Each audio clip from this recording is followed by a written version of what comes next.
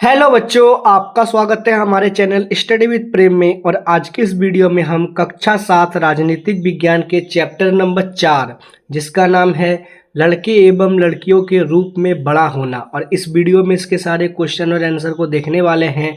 आप लोग इसे लास्ट तक जरूर देखिएगा। चलिए हम लोग क्वेश्चन नंबर 1 को स्टार्ट करते हैं। तो यहाँ पर क्वेश्चन नंबर 1 क्या है, पहले क्वेश्चन को पढ़िए।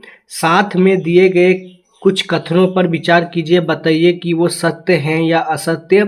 अपने उत्तर के समर्थन में एक उदाहरण भी दीजिए। ठीक है, तो यहाँ पर कुछ जो है कथन दिए हुए हैं, इन कथनों पर हमें विचार करना है और बताना है कि ये कथन सत्य है या असत्य, और इसके समर्थन में एक उदाहरण भी देना है। तो चलिए हम लोग कौन नंबर को पढ़ते हैं प्रश्न को। कौन नंबर का प्रश्न है, सभी समुदाय अपने समाजों में लड़के और लड़कियों की भूमिकाओं के बारे में एक जैसे विचार नहीं पाए जाते। तो इसका जो उत्तर होगा, ये कथन का कौन नंबर का उत्तर होगा सत्य, क्योंकि इनकी वजह यह है कि समाज का रवैया एक जैसा नहीं है, वह तेजी से भिन्न होते हैं। एक समाज में हम पारंपरिक पैटर्न में सब कुछ पाते हैं। ठीक है, ये जो समाज होता है उसमें सब कुछ पारंपरिक पैटर्न में पाया जाता है।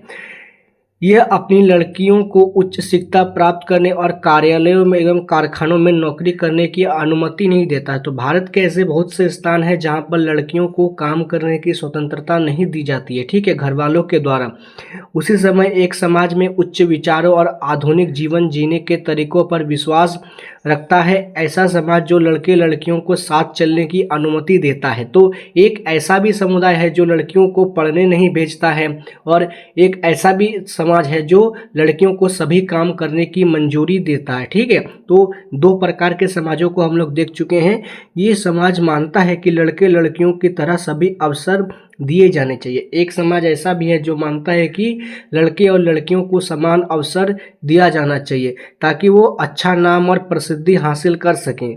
कुछ लोग ऐसे भी हैं जो लड़कियों को सभी काम करने का छूट देते हैं और चाहते हैं कि वो उन लोगों को भी समान अवसर मिले और जिससे वो अपना नाम को ऊंचा कर सके। ठीक है, उदाहरण के लिए मुस्लिम समाज अपनी लड़की को दीवार के पीछे रखता है, जबकि ईसाई समुदाय जो अपनी लड़कियों के लिए उच्च एवं उच्च वृद्धि के लिए मार्ग प्रशस्त करता है। ठीक है, तो क्वेश्चन नंबर 1 का कौन नंबर समझ चुके हैं, कोई दिक्कत नहीं होना चाहिए। अब देखते हैं ख नंबर। तो ख नंबर का प्रश्न पढ़िए। हमारा समाज बढ़ते हुए लड़की एवं लड़कियों को कोई भेद नहीं करता। तो क्या हमारा जो समाज है वो बढ़ते हुए लड़के एवं लड़कियों को कोई भेद नहीं करता है? तो इस कथन का उत्तर होगा, ख नंबर का उत्तर लिखेंगे असत्य, क्योंकि ये कथन जो है बिल्कुल असत्य है। ये कड़वा सच कि हमारा समाज लड़के एवं लड़कियों के साथ उचित व्यवहार नहीं करता है। ये बड़े होने पर लड़के और लड़कियों के स्पष्ट अंतर करता है। ज़्यादातर माता पिता लड़कों को पसंद करते हैं, वो अपने बेटे या बेटों को अच्छा भोजन और अच्छी शिक्षा प्रदान करते हैं, लेकिन अपने बेटी बेटियों को इन सुविधाओं को उपलब्ध कराने से इनकार कर देते हैं। ठीक है, तो इस कथन में हम लोग जान चुके हैं कि किस प्रकार लड़के एवं लड़कियों के बीच बड़े होने के साथ साथ उनके बीच भेदभाव होना शुरू हो जाता है। ज़्यादातर जो माता पिता होते हैं वो लड़का पसंद करते हैं। ठीक है, और लड़कियों को वो लोग अच्छी सुविधाएं नहीं देते हैं। तो ख नंबर क्लियर है, समझ जाएंगे आप लोग। फिर गौर नंबर का क्या प्रश्न है, गौर नंबर के प्रश्न को पढ़िए। वे महिलाएं जो घर पर रहती है कोई काम नहीं करती। तो उन महिलाओं के बारे में लिखना है जो घर में रहती है और कोई काम नहीं करती है। तो ये कथन जो है असत्य है। क्या है ये? गौर नंबर का भी उत्तर होगा असत्य। जो महिलाएं घर पर रहती है वो बहुत सारे काम करती है, क्योंकि देखिए समाज में एक मिथ बैठ गया है कि जो लड़के या लड़कियां घर में रहती हैं वो लोग कुछ काम नहीं करते, लेकिन ऐसा नहीं है। जो लोग घर में रहते हैं वे लोग भी काम करती हैं। कई बार पुरुषों से तुलना में अधिक काम करती है। सभी घर में काम करके उनके निपटान के लिए महिलाओं पर निर्भर रहती है। मतलब जितने भी घर के काम होते हैं, ज़्यादातर खाना बनाने से लेकर कपड़े धोना, बर्तन धोना, सारे महिलाओं पर ही निर्भर करते हैं। महिलाएं अपने परिवार का सही तरीके से निर्वहन करके पूरे बच्चे की देखभाल करती है। महिलाएं जो होती है अपने परिवार को देखने के बाद अपने बच्चे का भी देखभाल करती है। वो एक खाना पकाती है, बताया मैंने आपको, वो खाना पकाती है, कपड़े धोती है, घर की सफाई करती है आदि। वे अपने बच्चों की पढ़ाई भी में भी मदद करती है। हम ये कह सकते हैं कि जो महिलाएं घर पर रहती है वो हमेशा व्यस्त रहती है। और ये कथन जो है बिल्कुल जो यहाँ बताया गया है ना, ये कथन सत्य है। ठीक है, यहाँ इसका उत्तर असत्य है, क्वेश्चन के अनुसार इसका उत्तर असत्य है, लेकिन ये जो बताया गया है ये एकदम सही बताया गया है कि जो महिलाएं घर पर होती है वो पुरुषों की तुलना में अधिक काम करती है और हमेशा व्यस्त रहती है। तो घ नंबर हो गया। फिर घ नंबर का प्रश्न पढ़िए। घ नंबर का प्रश्न है, महिलाओं के काम पुरुषों के काम की तुलना में कम मूल्यवान समझे जाते हैं। तो जो महिलाओं के काम होते हैं ना, वो पुरुषों की काम की तुलना में कम मूल्यवान समझे जाते हैं। तो घ नंबर का हम लोग उत्तर देखेंगे। तो घ नंबर का उत्तर हो जाएगा असत्य।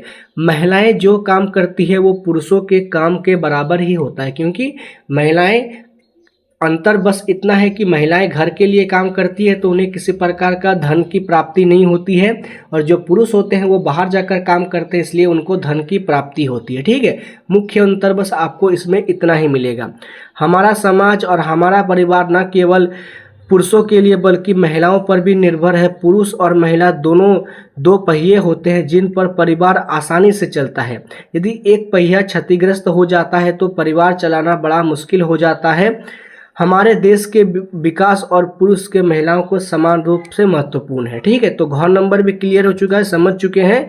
तो क्वेश्चन नंबर 1 के एक बार प्रश्नों को देख लीजिए, किस प्रकार लिखना है इसको देखकर आप लोग समझ सकते हैं। ठीक है, क्वेश्चन नंबर 1 हो गया। अब क्वेश्चन नंबर 2 क्या है, पहले इसका क्वेश्चन पढ़िए। थोड़ा बड़ा क्वेश्चन है, पढ़ते चलिए इसको। घर का एक अदृश्य होता है, घर का काम अदृश्य होता है और इसका कोई मूल्य नहीं चुकाया जाता। घर का काम कोई शारीरिक रूप से थकाने वाले होते हैं। घर के काम बहुत समय खप जाता है। अपने शब्दों में लिखिए, अदृश्य होना, शारीरिक रूप से थकाने और समय खप जाने जैसे वाक्यांश को आप क्या समझते हैं? अपने घर की महिलाओं के काम के आधार पर इस बात को एक उदाहरण से समझिए। ठीक है, चलिए हम लोग इसको समझाना शुरू करते हैं। तो 2 नंबर का उत्तर लिखेंगे हम लोग। पहले क्या था, अदृश्य। तो अदृश्य शब्द का अर्थ है वो काम जो महिलाएं घर के अंदर करती है उन्हें उचित मान्यता नहीं दी जाती है।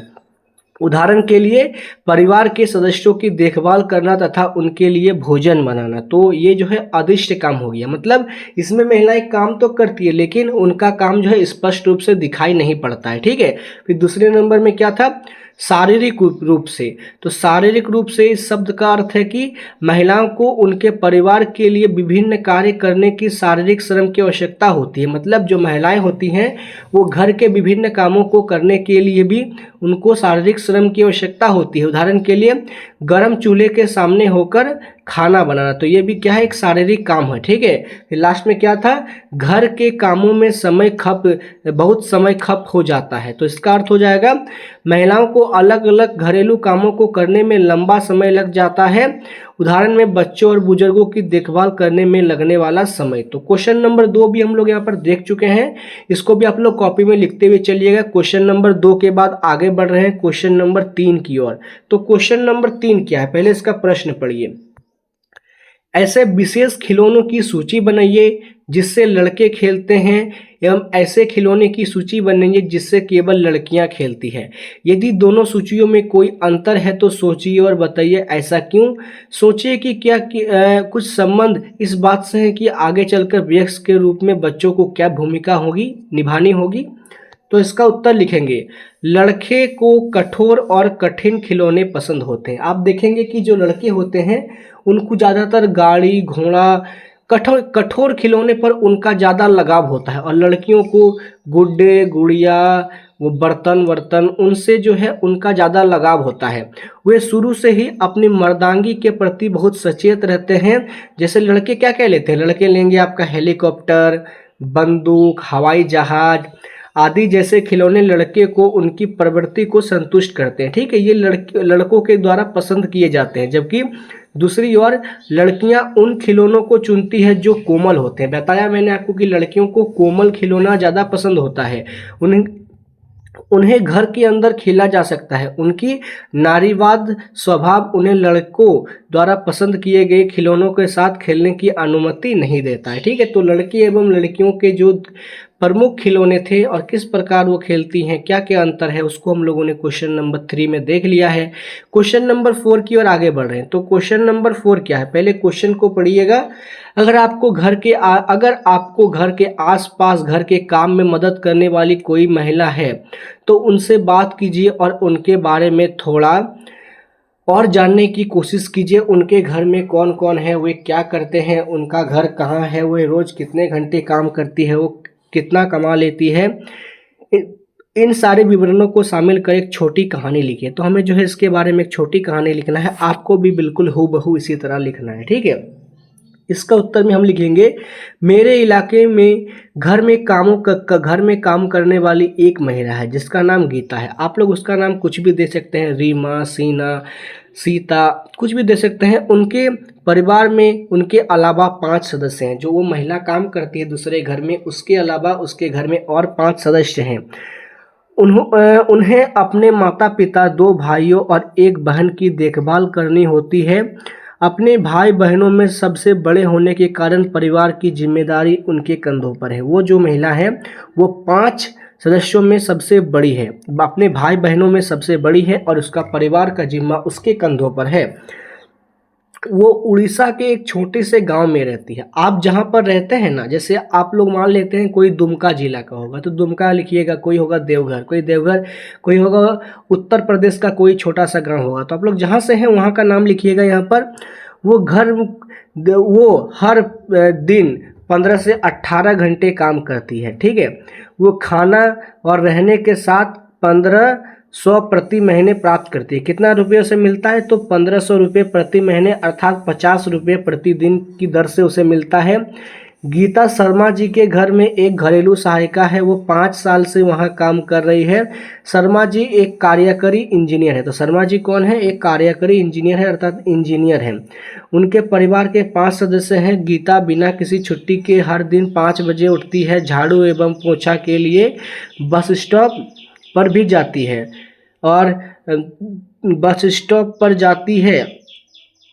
लगाने के बाद वो नाश्ता और टिफ़िन तैयार करती है। वो कपड़े धोकर आयरन करती है। वो बच्चों को लेकर बस स्टॉप भी जाती है। 2 बजे तो वो दोपहर को भोजन तैयार करने लगती है। वो परिवार के लिए स्वादिष्ट, कभी कभी गीता इतना जल्दी नहीं उठना चाहती लेकिन वो जागना पड़ता है क्योंकि वो मेम साहब से बहुत डरती है। वे हमेशा उस पर चिल्लाती हैं, यहाँ तक कि बच्चों भी उसके साथ विनम्रता से व्यवहार नहीं करते हैं।